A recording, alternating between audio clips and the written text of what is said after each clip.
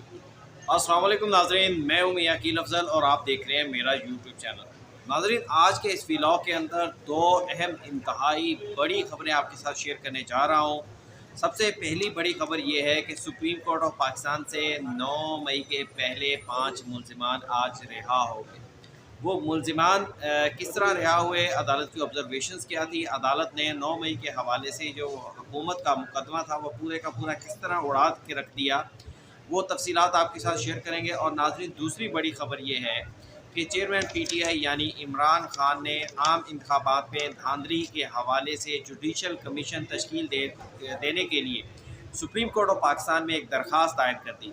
इस दरख्वास्त के अंदर इमरान खान की जानिब से जो धांधली का पूरा मंसूबा बनाया गया था उस हवाले से क्या लिखा गया है, पूरा मंसूबा इमरान खान ने तमाम चीज़ों को नरेट करते हुए क्या कहा है, वो तमाम तफसीलात आपके साथ भी इस व्लॉग के अंदर शेयर करूँगा। व्लॉग इंतहाई अहम है, इसको पूरा लाजमी देखिएगा, लेकिन उससे पहले फौरी तौर के ऊपर मेरे चैनल को सब्सक्राइब कर दें और इसके साथ साथ बेल आइकन का बटन भी प्रेस कर दें ताकि मेरी तरफ से मिलने वाली जारी होने वाली तमाम मालूमात, तमाम व्लॉग्स फौरी तौर के ऊपर आप तक पहुँच सकें।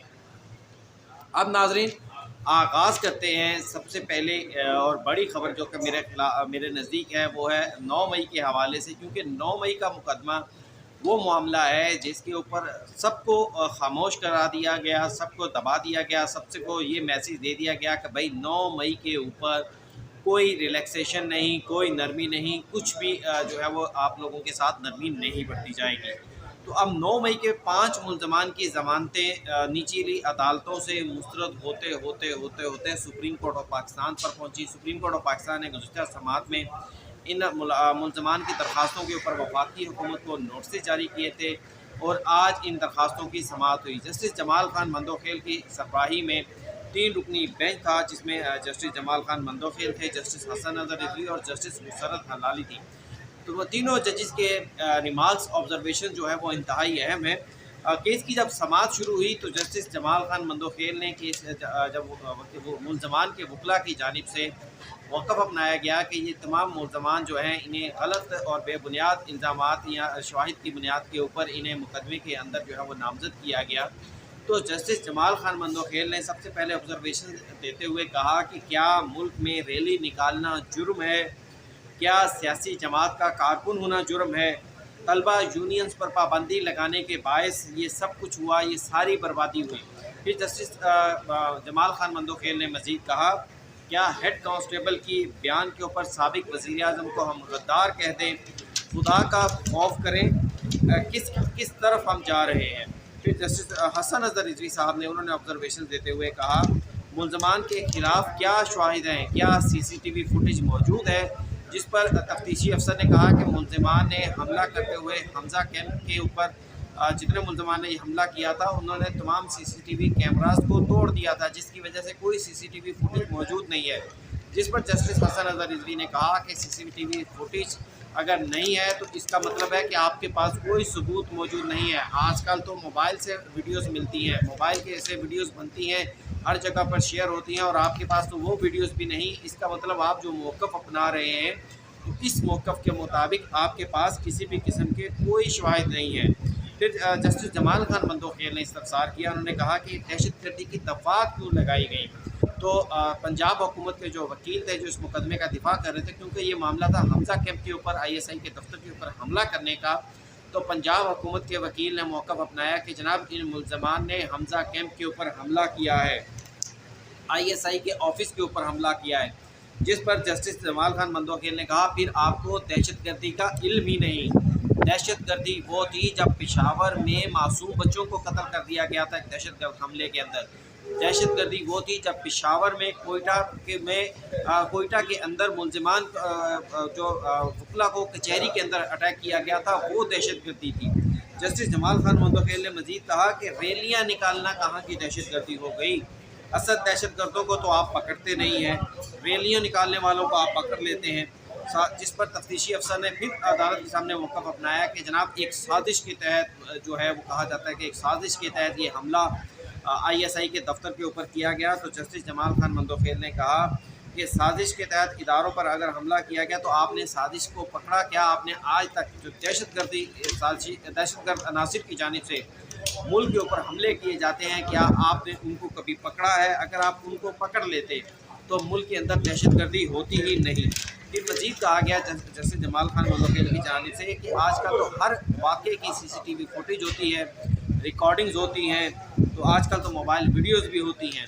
تفتیشی نے مزید کہا، پنجاب حکومت کے وکیل نے مزید کہا جناب ان کے پاس پیٹرول بم تھے۔ تو جسٹس جمال خان ملوخیل نے کہا کہ یہ عجیب بات ہے کہ ان کے پاس پیٹرول بم تھے، یہ پیٹرول بم آئے کہاں سے؟ کیا کوئی گھر سے تو لایا نہیں ہوگا؟ کیا آپ نے اس حوالے سے تفتیش کی؟ تو اس پر تفتیشی افسر نے کہا کہ جناب اس حوالے سے تفتیش بالکل خاموش ہے۔ تو جس پر جسٹس جمال خان ملوخیل نے کہا کہ ایک اسپیشل برانچ کے آپ کو کے ملازم کو آپ نے گواہ بنا دیا سارے واقعے کا۔ تو تفتیشی نے کہا جناب اس اسپیشل برانچ کا گواہ جو ہے وہ ہیڈ کانسٹیبل ہے لاہور کے اندر۔ تو جسٹس حسن اظہر رضوی نے کہا، انہوں نے کہا لو واقعہ تو آپ نے ساری تفتیش یہیں پر خراب کر دی، واقعہ راولپنڈی کا ہے اور آپ تفتیش آپ گواہ رکھ رہے ہیں لاہور کے ہیڈ کانسٹیبل، پولیس نے خود ہی ساری کیس کا ستیہ ناش کر دیا ہے۔ کیا ٹائر جلانا دہشت گردی ہو سکتی ہے؟ جسٹس جمال خان ملوخیل نے کہا کہ کیا حکومت اور ریاست عوام کے لیے ماں کے جیسی ہوتی ہے؟ ماں باپ اگر بچوں کو تھپڑ بھی مار دے تو اس کے بعد انہیں منا لیتے ہیں، قتل نہیں کرتے۔ یہ بہت سنجیدہ آبزرویشنز ہے، قتل نہیں کرتے یعنی کہ جو کہا جا رہا ہے کہ وہ پھانسی کی سزائیں ہیں دہشت گردی کے دفعات کے اندر، اس میں کہا جا رہا ہے سب کو بند کرنا مسئلے کا حل نہیں ہے۔ گرفتاری سے پہلے ملزمان کے نام کیسے معلوم ہوئے؟ تو تفتیشی نے کہا کہ جناب پہلے مقدمہ درج کیا گیا، پھر اس کے بعد گرفتاریاں کی گئیں۔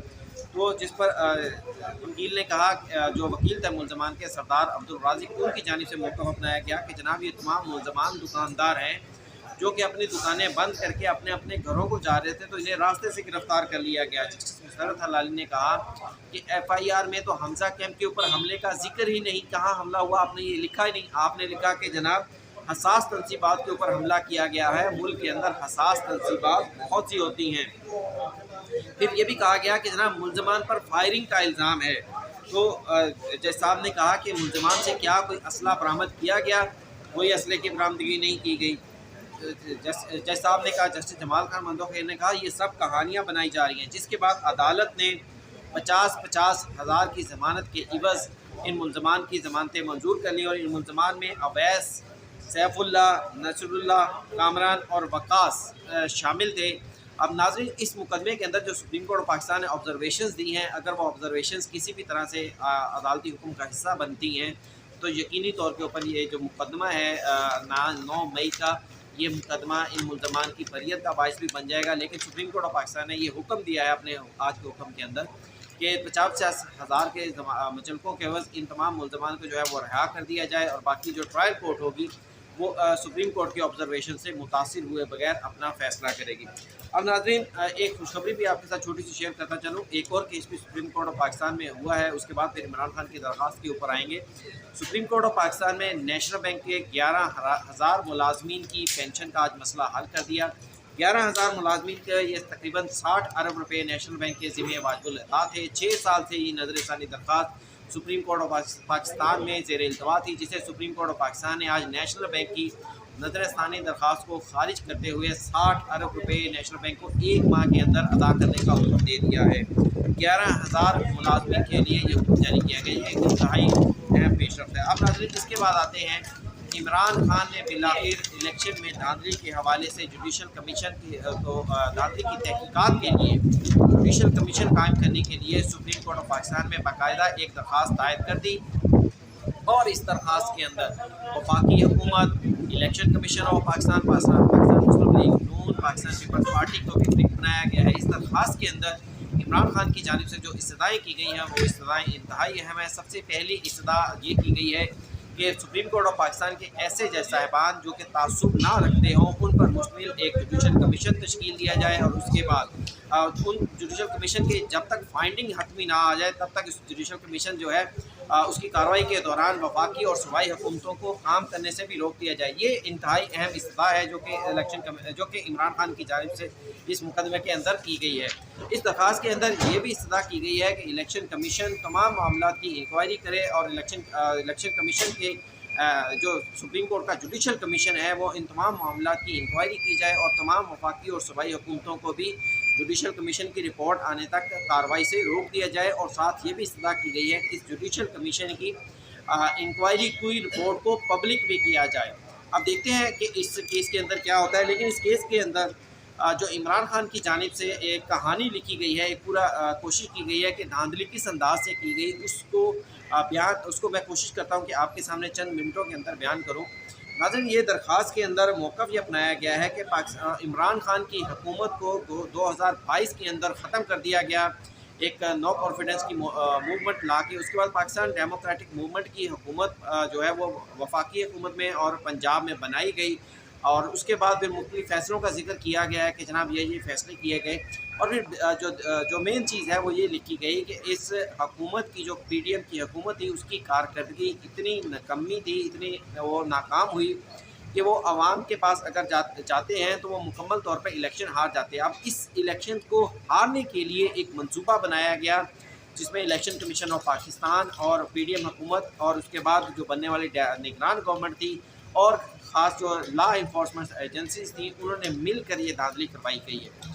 4 اداروں کے اوپر یہ الزام لگایا گیا ہے، اور پھر اس میں مزید کہا گیا ہے کہ پی ڈی ایم کی حکومت نے جان بوجھ کر عمران خان اور اداروں کے درمیان مخالفت پیدا کی، پھر ایگزیکٹو سے RO لگائے گئی۔ اب دھاندلی کا منصوبہ بتایا جا رہا ہے کہ سب سے پہلے پی ڈی ایم کی گورنمنٹ نے عمران خان اور اداروں کے درمیان جو ہے وہ نفرتیں پیدا کی، دوریاں پیدا کی، پھر اس کے بعد ایگزیکٹو سے ROs لگائے گئے جو کہ مقامی نگران حکومتوں کے ماتحت تھے، اور پھر پنجاب اور KPK میں جو کہ بروقت الیکشنز ہونے چاہیے تھے، جب پنجاب اور KPK کی گورنمنٹیں توڑی گئی تھی تب الیکشنز نہیں کروائے گئے، یہ بھی اسی منصوبے کا حصہ تھا۔ NA 119 کے اب انہوں نے ایک مثال دی ہے کہ NA 119 میں جب مطلوبہ نتائج ROs نے نہیں دیے تو NA 119 کے ROs کو فوری طور کے اوپر تبدیل کر دیا گیا۔ اب یہ مزید کہا گیا ہے کہ پنجاب اور KPK اور سندھ 3 صوبوں کے گورنر جو تھے انہیں برقرار رکھا گیا، اور ان کے ذریعے دھاندلی کروائی گئی جو کہ انہی سیاسی جماعتوں میں لگائے گئے تھے۔ پھر اٹارنی جنرل آف پاکستان منظور عثمان کے اوپر الزام لگایا گیا کہ وہ بھی سابقہ حکومت پی ڈی ایم حکومت نے مقرر کیا تھا، اور وہ نگران حکومت میں بھی کام کرتے رہے، اور پھر یہ بھی کہا گیا کہ جب نواز شریف اسلام آباد ہائی کورٹ میں پیش ہوتے تھے تو وہاں اٹارنی جنرل جو تھے وہ ادب کے ساتھ انہیں ملتے ہوئے اسلام لیتے ہوئے دیکھے جا سکتے ہیں۔ مزید عمران خان کی جانب سے اس درخواست کے اندر کہا گیا ہے کہ الیکشن کے دن تمام سوشل میڈیا کو بند کرنا بھی دھاندلی کے منصوبے کا حصہ تھا۔ تمام ٹی وی چینلز الیکشن کے ڈے کے اوپر، یہ عمران خان کی جانب سے جو سب سے بڑا ثبوت دیا گیا وہ یہ کہا گیا کہ الیکشن کے دن رات 12 بجے تک تمام نجی چینلز تمام پرائیویٹ ٹی وی چینلز کے مطابق پاکستان تحریک انصاف ملک بھر سے اکثریت لے رہی تھی، پاکستان تحریک انصاف تمام سیٹیں جیت رہی تھی، لیکن پھر اس 8 سے 9 فروری کی رات جو ہے وہ انتخابی نتائج کو تبدیل کرنے کا جو باقاعدہ عمل ہے وہ شروع کر دیا گیا، اور 9 فروری کو نتائج تبدیل کر دیا گیا۔ فارم 45 کے بغیر الیکشن کمیشن نے نتائج کا اعلان کرنا شروع کر دیا گیا۔ پھر مزید کہا گیا ہے کہ جان بوجھ کر انتخابی نتائج کو تبدیل کیا گیا۔ اب اس عدالت کے اندر جو اس درخواست کے اندر سپریم کورٹ آف پاکستان سے بالآخر یہ استدعا کی گئی ہے کہ سپریم کورٹ آف پاکستان ان تمام معاملات کا نوٹس لیتے ہوئے 184(3) کے تحت جوڈیشل کمیشن تشکیل دینے کا حکم دے، تاکہ انتخابات میں ہونے والی دھاندلی کے حوالے سے تحقیقات کروائی جا سکے۔ اب دیکھنا یہ ہے کہ سپریم کورٹ اس میں کیا حکم دیتی ہے۔ ناظرین، یہ تھا آج کا ویلاگ، مجھے دیجیے اجازت آج کے لیے اتنا ہی، لیکن جاتے جاتے یہ ضرور کہوں گا کہ چینل کو لائک کیجیے گا اور سبسکرائب کیجیے گا، اور اس کے ساتھ ساتھ ویڈیو کو شیئر کرنا بالکل مت بھولیے گا۔ اجازت دیجیے، اللہ حافظ۔